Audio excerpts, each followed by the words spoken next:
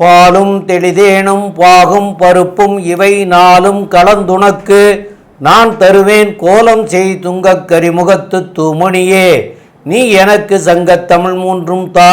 மூஷிக வாகன மோதகஸ்த சாம்பரகரண விளம்பித சூத்ர வாமன ரூப மகேஸ்வரபுத்திர விக்ன விநாயக பாத நமஸ்தே. ஜெய் கணேச பாகிமாம் ஸ்ரீ கணேச ரக்ஷமாம். ஸ்ரீ பகவதி யூடியூப் சேனல் நேயர்களுக்கு ஹரிஹர் சர்மாவின் பணிவான நமஸ்காரங்கள். சக்தி ஜோதிட குழுவின் சார்பாக குரோதி ஆண்டு ஆணி மாத பலன்களை பற்றி பார்ப்பதற்காக வந்திருக்கின்றோம். அடியேன் சக்தி சோமையாகிய நானும் கே.எஸ். ஐயங்கார் அவர்களும் டாக்டர் ஹரிஹர சர்மா ஐயா அவர்களும் இந்த ஆணி மாத பலன்களை பற்றி விரிவாகவும் விளக்கமாகவும் சொல்வதற்காக வந்திருக்கின்றோம். சக்தி ஜோதிட குழுவின் சார்பாக ஹரிஹர் சர்மாவின் பணிவான நமஸ்காரங்கள். நாம் ஒவ்வொரு மாதமும் பலன் பார்த்துக்கிட்டு வரோம். அதுபடி இந்த மாதம் பார்க்க போகிறது ஆணி மாதத்திற்கு உண்டான பலன்கள் என்ன அப்படின்னு பார்க்க போகிறோம். இப்போ நம்ம சொல்ல வர்றது எல்லாமே குறுகிய காலம், அதாகப்பட்டது ஆணி மாதம்னா 32 நாள். இந்த 32 நாளில் மெல்ல செல்லும் கிரகங்கள், விரைவாக செல்லும் கிரகங்கள் இருக்குது. விரைவாக செல்லும் கிரகங்களை வச்சு தான் நம்ம மாசாந்திர பலன்கள் சொல்கிறோம். விரைவாக செல்லக்கூடிய கிரகம் அப்படின்னாக்க ஃபஸ்ட்டு சந்திரன், அதுக்கு அடுத்தது அங்காரகன் செவ்வாய், அதுக்கு அடுத்தது புதன், அதுக்கு அடுத்தது சுக்கிரன், அடுத்தது மாச கிரகமான சூரியன். இதை வச்சுக்கிட்டு தான் நம்ம ஒவ்வொரு மாதமும் பலன் சொல்கிறோம். அதுபடி இந்த ட்ரிப்பு ஆணி மாதத்திற்கு என்னென்ன நற்பலன்கள் என்னென்ன கெடுபலன்கள் அப்படின்றத பார்க்க போகிறோம். அதுக்கு முன்னாடி ஆணி மாதம் என்னைக்கு பிறக்குது அப்படின்னாக்க நிகழும் மங்களகரமான குரோதி வருஷம் ஆணி மாதம் பிறக்கிறது ஆங்கில தேதிக்கு 15/6/2024 சனிக்கிழமை அன்னைக்கு பிறக்குது. அதுலேருந்து 32 நாள் 16/7/2024 செவ்வாய்க்கிழமை வரையிலும் ஆணி மாதம் பிறக்குது. இப்போ இந்த ஆணி மாதத்தில் பிறக்கும்போது என்னென்ன விசேஷ தினங்கள் நம்ம எப்பொழுதுமே பொறுத்தளவுக்கு இந்துக்களை பொறுத்தளவுக்கு ஒவ்வொரு மாதமும் ஒவ்வொரு விசேஷ தினங்களை கொண்டாடக்கூடியது.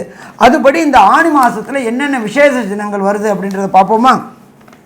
ஆணி மாதத்தில் பொறுத்தளவுக்கு 7ஆம் தேதி அன்னைக்கு பௌர்ணமி. அன்னைக்கு சரியான ஆங்கில தேதி அப்படின்றது 21/6/2024. ஆணி மாதம் பௌர்ணமி அப்படின்னாக்க என்ன ஒரு விசேஷம் அப்படின்னாக்க மிதுனத்தில் சூரியனும் சந்திரன் இருக்கிற இடம் தனுர்லையும் இருக்கிறது. அதாகப்பட்டது அமாவாசை அப்படின்னா சந்திரனும் சூரியனும் இணைஞ்சிருக்கிறது. சப்தமத்தில் வர்றது ஆணி மாதத்தில் பிறக்கிறதுல நம்மளோட ஜோதிட சாஸ்திரத்தில் எல்லாரும் என்ன சொல்லுவாங்க, மூல நட்சத்திரம் அப்படின்னாக்கா ஆண் மூலம் அரசாலும் பெண் மூலம் நிர்மூலம் அப்படிம்பாங்க. அதில் பொறுத்தளவுக்கு இந்த ஆணி மாதத்தில் மூல நட்சத்திரத்தில் பிறக்கிற பெண் குழந்தைகளுக்கு 3-4 பாதத்துக்கு உள்ளவங்களுக்கு தான் சிக்கல். மற்றபடி பயப்பட வேண்டாம். மூல நட்சத்திரம் ஆண் மூலம் அரசாலும் பெண் மூலம் அதெல்லாம் கிடையாது. ஒன்று. அதுக்கு அடுத்தது சங்கடங்களை விளக்கக்கூடிய சங்கடகர சதுர்த்தி, அது ஆணி மாதம் 11ஆம் தேதி பிறக்குது. அதுக்கு சரியான ஆங்கில தேதி அப்படின்னு பார்த்தோம்னாக்க 25/6/2024 செவ்வாய்க்கிழமை அன்னைக்கு. அதுக்கு அடுத்தது பார்த்தோம்னாக்க கூர்ம ஜெயந்தியும் ஆணி கிருத்திகையும் பிறக்கிறது அப்படின்றது ஆணி மாதம் 18ஆம் தேதி. அதுக்கு சரியான ஆங்கில தேதி 2/7/2024 செவ்வாய்க்கிழமை அன்னைக்கு பிறக்குது. அதுக்கு பொறுத்தருக்கு அடுத்தது அமாவாசை. ஆணி மாதத்தில் வர அமாவாசை விசேஷமான அமாவாசை. அது பிறக்கிறது தமிழ் தேதிக்கு 21, ஆங்கில தேதிக்கு 5/7/2024 வெள்ளிக்கிழமை. இதுக்கு அடுத்தது மிக மிக முக்கியமானது அப்படின்றது ஆணி திருமஞ்சனம். ஒரு பொத்தத்துக்கு பார்த்தீங்கன்னாக்க நடராஜருக்கு பொறுத்தளவுக்கு ஒரு வருடங்களுக்கு சற்றே குறைய 4 முறை தான் அபிஷேக தினம் நடக்கும். அதே போல் இந்த அபிஷேக தினம் அப்படின்றது ஆணி திருமஞ்சனம் அப்படின்றது ஆணி மாதம் 27ஆம் தேதி. அதுக்கு சரியான ஆங்கில தேதி அப்படின்னாக்க 11/7/2024 வியாழக்கிழமை மாலை உத்திர நட்சத்திரம். இதுலேயும் பார்த்தீங்கன்னாக்க விசேஷமானது அப்படின்றது திருவெண்காடு. அந்த இடத்துல நடராஜருக்கு அபிஷேகம் பண்ணுறது ரொம்ப ரொம்ப விசேஷம். அது என்ன திருவெண்காடில் உள்ள இவருக்கு மட்டும் அப்படின்னாக்க அங்கே உள்ள ஈஸ்வரன் ரொம்ப விசேஷமான ஈஸ்வரன், அது பண்ணுறாங்க. அப்போ இதை மாதிரி இந்த பொசிஷனில் இந்த 5 நல்ல நாட்களோட இந்த ஆணி பிறகுது. சரி, இதுக்கப்புறம் பார்த்தோம்னாக்க ஆணி மாதத்தில் கிரக நிலவரம் நம்ம எல்லாமே பலன்கள் சொல்கிறது கோல்சாரம்.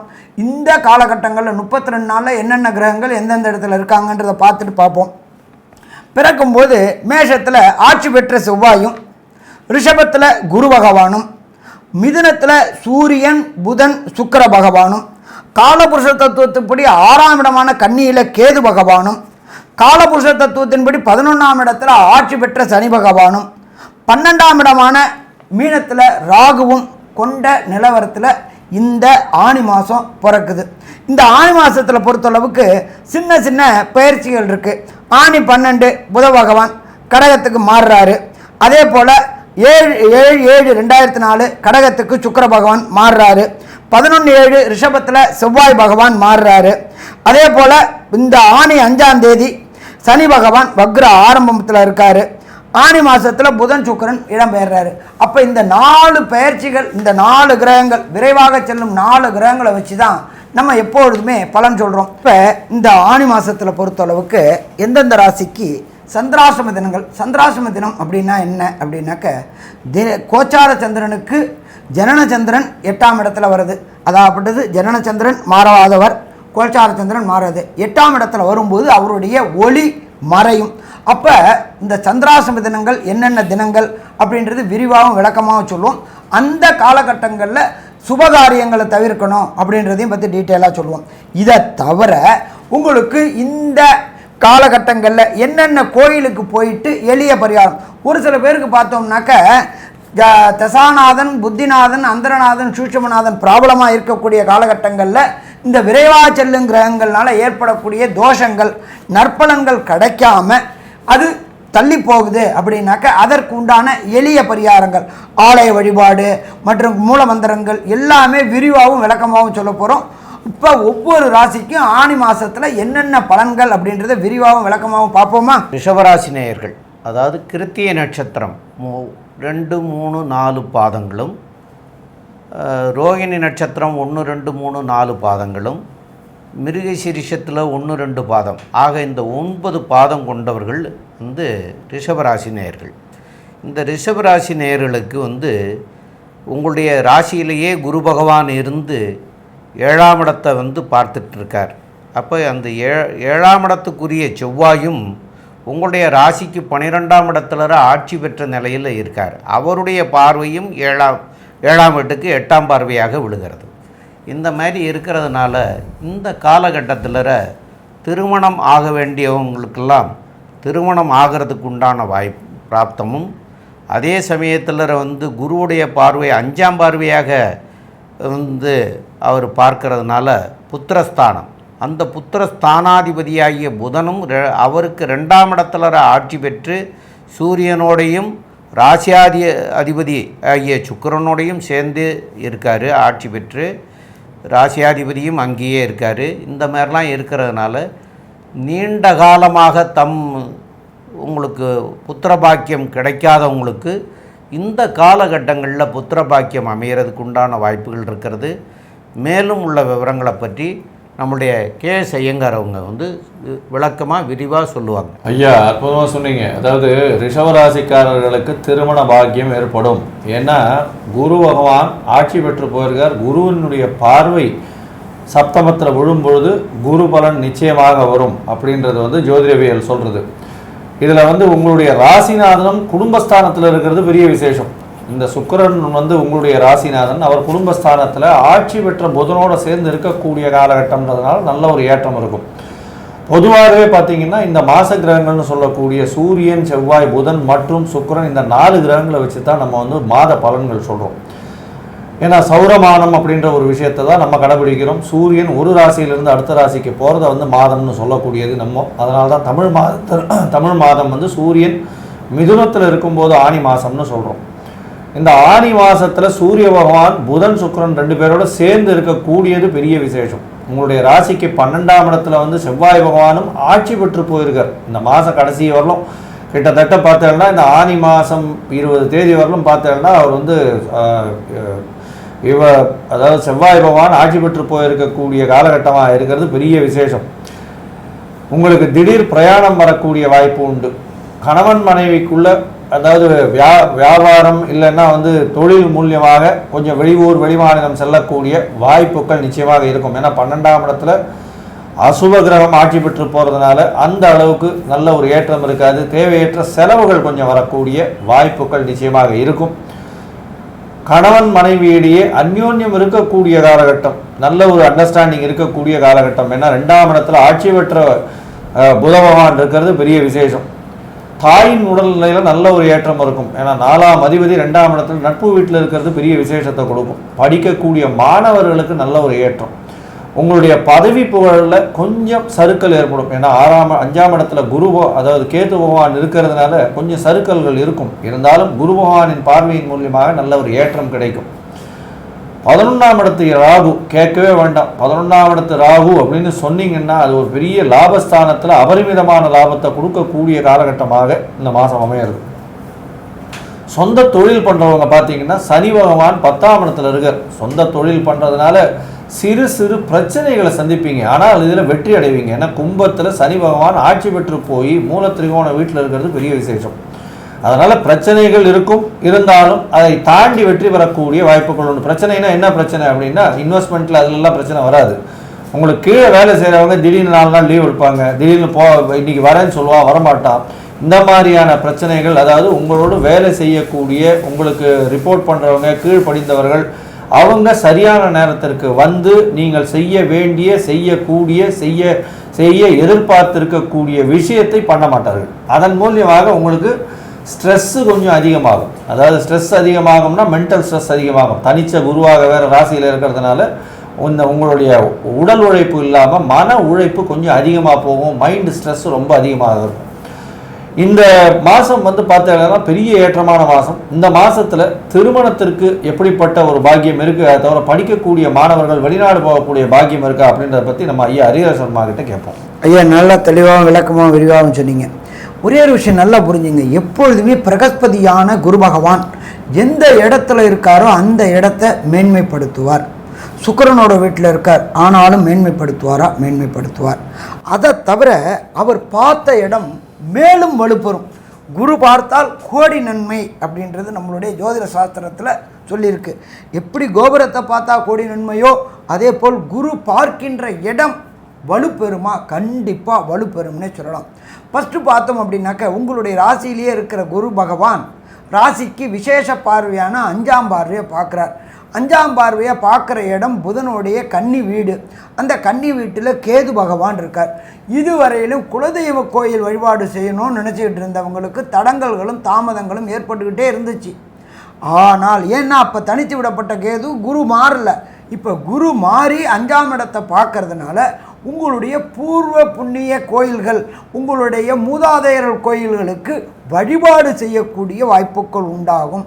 அதை தவிர கும்பாபிஷேகங்கள் நிகழ்த்துறதுக்கு உங்களால் பொருள் உதவிக்கு பொருள் கிடைக்கக்கூடிய காலகட்டங்கள். ஞானக்காரனான கேதுவை தனக்காரனான குரு பார்க்கும்பொழுது பக்தி வழியான செலவுகள். கோயில் கட்டுறதுக்கு நம்மளால் அந்த காலத்தில் மாமன்னர்கள்லாம் கட்டிக்கிட்டு இருந்தாங்க.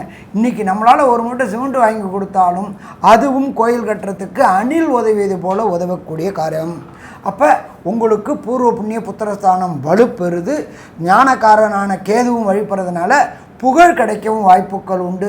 குலதெய்வத்துடைய அனுகிரகம் கிடைக்கவும் வாய்ப்பு உண்டு. எப்போ ஒருத்தர் வீட்டில் குலதெய்வம் வாசம் செய்ய ஆரம்பிச்சிட்டாங்களோ ஆட்டோமேட்டிக்காக அவங்களுடைய இஷ்ட தெய்வங்கள் வாசம் செய்ய ஆரம்பிச்சிருவாங்க.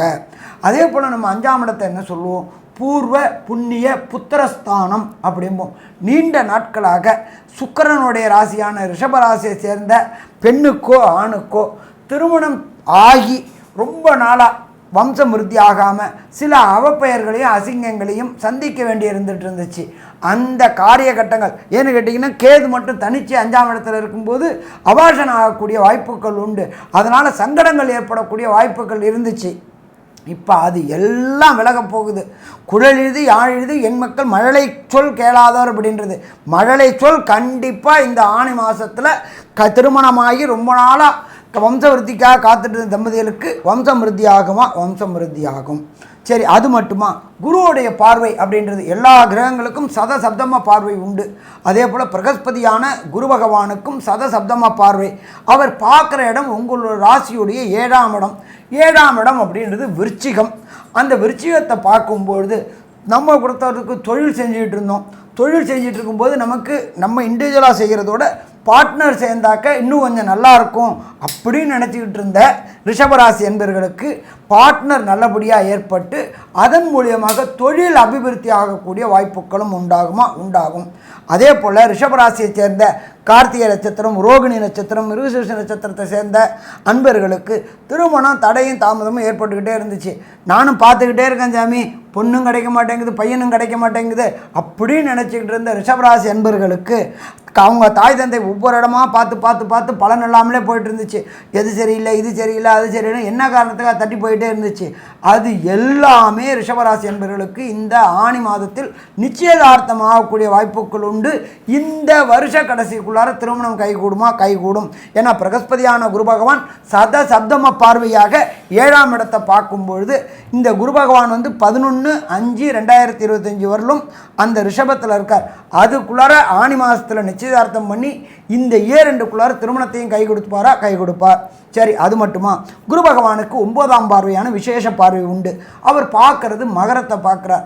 இந்த ரிஷபராசியை சேர்ந்த குழந்தைகள் என்ன அப்படின்னாக்க ஹையர் எஜுகேஷன் அப்படின்றது மேற்கல்வின்றது ஐஐடி, ஜேஇஇ, நீட்டு, பிஹெச்டி போன்ற முயற்சி பண்ணுற குழந்தைகளுக்கு அத்தனைக்கும் வெற்றி கிடைக்கக்கூடிய வாய்ப்புகள் இந்த காலகட்டங்களில் உண்டு. ஏன்னா பிரகஸ்பதியான குரு 9ஆம் பார்வையாக பார்க்கும் பொழுது கண்டிப்பாக அந்த தடைகள் விலகி எதிர்பார்த்த மார்க்குக்கு மேலே நல்ல மார்க் வாங்கி, அது மட்டும் இல்லை விரும்பிய யூனிவர்சிட்டி, அது உள்ளூராக இருக்கலாம், வெளியூராக இருக்கலாம், வெளிநாடாக இருக்கலாம், அதற்கு அந்த யூனிவர்சிட்டியில் விரும்பிய பல்கலைக்கழகத்தில் விரும்பிய கோர்ஸ் கிடைக்கக்கூடிய வாய்ப்புகள் உண்டு. இதை தவிர ரிஷபராசியை சேர்ந்த அன்பர்களுக்கு ஒரு சில பேர் பார்த்துட்டு இருப்பாங்க, பிஆர், விசா, கிரீன் கார்டுக்கு முயற்சி பண்ணிகிட்டு இருப்பாங்க. அதெல்லாம் தடை ஏற்பட்டுக்கிட்டே இருந்துச்சு. அந்த தடைகள் எல்லாமே இந்த ஆணி மாதம் விலகி பிஆர், கிரீன் கார்டு, விசா எல்லாமே கிடைக்கக்கூடிய காலகட்டங்கள் இந்த ஆணி மாதம்னு சொல்லலாம். இதை தவிர ரிஷபராசியில் ராசிக்கு 12ஆம் அதிபதியான செவ்வாயே உட்கார்ந்துருக்கிறார். அவருக்கு நம்ம என்ன சொல்லுவோம் அப்படின்னாக்க விரயஸ்தானம் அப்படிம்போம். விரயஸ்தானம் அப்படின்னா என்ன? வரவுக்கும் செலவுக்கும் கரெக்டாக போயிட்டுருக்கிறது, ஒரு சில சமயம் வரவை மீறி போகிறது. ஆனால் இந்த செவ்வாயோடைய இன்னொரு வீடான விருச்சிகத்தை பிரகஸ்பதியான குரு பகவான் பார்க்கறதுனால சுப விரயங்கள் ஏற்படும். சுப விரயங்கள்னால் என்ன? நம்மளோட குழந்தைகளுக்கு ஹையர் எஜுகேஷனுக்காக வெளியூர் வெளிநாடு போகிறதுக்காக எஜுகேஷன் லோன் கேட்ட இடத்துல கிடைக்கக்கூடிய வாய்ப்புகள் உண்டு. அதே போல் எம்ப்ளாய்மெண்ட்டுக்காக, உத்தியோகத்துக்காக, மேற்படிப்பு உத்தியோகத்துக்காக வெளியூர் வெளிமாநிலம் போகக்கூடிய வாய்ப்புகள் இந்த காலகட்டங்களில் கேட்ட இடத்துல லோன் கிடைக்கும், கேட்ட இடத்துல பணம் கிடைக்கக்கூடிய வாய்ப்புகளும் இந்த காலகட்டங்களில் உண்டாகும். அப்போ இந்த காலகட்டங்கள் ஆணி மாதத்தை பொறுத்தளவுக்கு ரிஷபராசி என்பவர்களுக்கு பொறுத்தளவுக்கு ஆனந்தமான மாதம்னு சொல்லலாமா? ஆனந்தமான மாதம்னே சொல்லலாம். சரி, அப்படி இருந்தாலும் இதில் ஒரு சில இந்த கிரகங்களை பொறுத்தளவுக்கு ஒரு சில நாட்கள் தவிர்க்கக்கூடிய நாட்கள் அப்படின்னு வரும். அது என்னென்ன தவிர்க்கக்கூடிய நாட்கள் அப்படின்றத நம்ம ஐயா சக்தி சோமையா அவங்க சொல்லுவாங்க. ரொம்ப அற்புதமாக தெளிவாக சொன்னீங்க ஐயா. அதாவது ரிஷபராசிக்காரர்களுக்கு ஆணி மாதத்தில் 8ஆம் தேதி 9ஆம் தேதி, அதாவது ஆங்கிலத்துக்கு 22/6/2024 சனிக்கிழமையும் 23/6/2024 ஞாயிற்றுக்கிழமையும் இந்த 2 நாட்கள் உங்களுக்கு சந்திராஷ்டம தினங்கள். இந்த சந்திராஷ்டம தினங்களில் புதிய முயற்சிகள் எதுவும் எடுக்க வேண்டாம். அதுபோல் பயணங்கள் எதுவும் செய்ய வேண்டாம். இதை தவிர்க்கிறது மிக மிக நல்லது. ரெண்டாவது உங்களுக்கு 5ஆம் இடத்துல கேது இருந்துகிட்ருக்கிறதுனால ஐயா சொன்னது மாதிரியா குலதெய்வ கோயில்களுக்கு போகிறதுக்கு தடை தாமதங்கள் ஏற்பட்டுக்கிட்டே இருக்கும். போகணும்னு நினச்சா கூட போக முடியாது. ஆனால் இப்போ குரு பார்க்கறதுனால போக முடியுங்கிற விவரத்தை ஐயா சொன்னாங்க. அதனால் அவசியம் இந்த மாதம் எல்லாருமே இந்த ராசிக்காரர்கள் அனைவருமே அவங்கவுங்களுடைய குலதெய்வ கோயில்களுக்கு போய் வழிபட்டுட்டு வர்றது சால சிறந்ததாக இருக்கும். ஏன்னு கேட்டால் குலதெய்வ கோயிலுக்கு போக முடியாத சூழ்நிலையவே ஏற்படுத்தி இருக்கிற காரணத்தினால இப்போ அந்த வாய்ப்பு கிடைக்கிது. அந்த வாய்ப்பையாவது பயன்படுத்திக்கிட்டிங்கன்னா வருஷத்தில் ஒரு தடவையாவது குலதெய்வ கோயில்களுக்கு போகணும். அது சில பேரெல்லாம் குலதெய்வ கோயிலே எதுன்னு எங்களுக்கு தெரியலை அப்படின்னு சொல்கிறாங்க. அவங்கெல்லாம் குலதெய்வ கோயில் அவங்களுடைய முன்னோர்கள் இருக்கிறவங்க கிட்ட, பெரிய வயசான பெரியவங்க கிட்ட, முன்னோர்கள்ட்ட நம்மளுடைய குலதெய்வ கோயில் எங்கே இருக்குது என்ன ஏதுங்கிறதெல்லாம் கேட்டு நம்ம அதுக்கு என்ன வழிபாடு முறைகள் செய்யணும் அப்படிங்கிறதெல்லாம் கேட்டு தெரிஞ்சுட்டு பண்ணணும். தெரியாதவங்க அதை கேட்டு தெரிஞ்சு பண்ணுங்கள். தெரிஞ்சவங்க பண்ணிகிட்டே இருப்பாங்க. தெரிஞ்சவங்கள பற்றி பிரச்சனை கிடையாது. ஆனால் குலதெய்வ கோயிலுக்கு அவசியம் போயிட்டு வாங்க. கண்டிப்பாக வந்து எல்லாமே நன்மையாக நடக்கும். மேலும் உள்ள விவரங்களை பற்றி நம்முடைய கே.எஸ். ஐயங்கார் அவங்க சொல்லுவாங்க. ஐயா, அற்புதமாக சொன்னீங்க. ரிஷபராசிக்காரர்களுக்கு பெரிய ஏற்றமான மாதம். ஏன்னா ராசியிலே குரு பகவான், திருமணத்திற்கு நேரம் வந்தாச்சு. திருமணத்துக்கு பார்த்து கொண்டிருக்கக்கூடிய இளைஞர்களுக்கு கண்டிப்பாக திருமணம் ஆகக்கூடிய பாக்கியம் உண்டு. குடும்பத்தில் நல்ல ஒரு ஏற்றம் இருக்கும். புதிதாக வேலை கிடைக்கக்கூடிய பாக்கியம் உண்டு. பணவரவிற்கு பஞ்சம் இருக்காது. கணவன் மனைவியிடையே நல்ல ஒரு ஒற்றுமை இருக்கும். குழந்தை பிராப்தி ஏற்படக்கூடிய பாக்கியம் உண்டு. குழந்தை பிராப்திக்கு ஐயா சொன்னதை கொஞ்சம் ஃபாலோ பண்ணுங்க. அதை தவிர கர்ப்பரட்சாம்பிகை அப்படின்னு ஒரு கோவில் இருக்குது கும்பகோணம் பக்கத்தில், அது போய் சேவிச்சுட்டு வாங்க. நிச்சயமாக நல்ல ஒரு மாற்றங்கள் ஏற்றங்கள் கிடைக்கும். உங்களுடைய ராசிக்கு பார்த்தீங்கன்னா 2ஆம் இடத்துல ஆட்சி பெற்ற புதன் இருக்கிறதுனால இந்த கலைத்துறையில் இருக்கிறவா, கேமராவுக்கு பின்னாடி இருக்கிறவாளுக்கெல்லாம் பெரிய ஏற்றம் கிடைக்கக்கூடும். கிராஃபிக்ஸு, அதாவது இது கம்ப்யூட்டர் கிராஃபிக்ஸ் பண்ணுறவாளுக்கு பெரிய ஏற்றம் கிடைக்கும். 2ஆம் இடத்துல வந்து புத பகவான் இருக்கிறதுனால அனலிட்டிக்கல் கெப்பாசிட்டி ரொம்ப அதிகமாக இருக்கக்கூடிய காலகட்டம். எலக்ட்ரிக்கல் இன்ஜினியர், எலக்ட்ரானிக் இன்ஜினியர்ஸுக்கெல்லாம் பெரிய ஏற்றம் கிடைக்கக்கூடிய காலகட்டமாக அமைய போகிறது. இந்த மாதம் ஒரு பெரிய ஆனந்தமான மாதமாக இருக்கும் அப்படின்னு இந்த ரிஷபராசிக்காரர்களுக்கு இந்த சக்தி ஜோதிட குழு சொல்லுது. நன்றி, நமஸ்காரம். ஸ்ரீ பகவதி யூடியூப் சேனல் பார்த்த அன்பர்களுக்கு நன்றி. இதே போன்று ஆன்மீக தொடர்புடைய, ஜோதிட தொடர்புடைய தகவல்களை தொடர்ந்து நீங்கள் பெற ஸ்ரீ பகவதி யூடியூப் சேனலை சப்ஸ்கிரைப் செய்யுங்கள். மற்றும் அருகில் உள்ள பெல் ஐக்கானை அதை அழுத்தினீர்கள் என்றால் தொடர்ந்து என்னுடைய சேனலை பார்க்க முடியும். நன்றி, நமஸ்காரம்.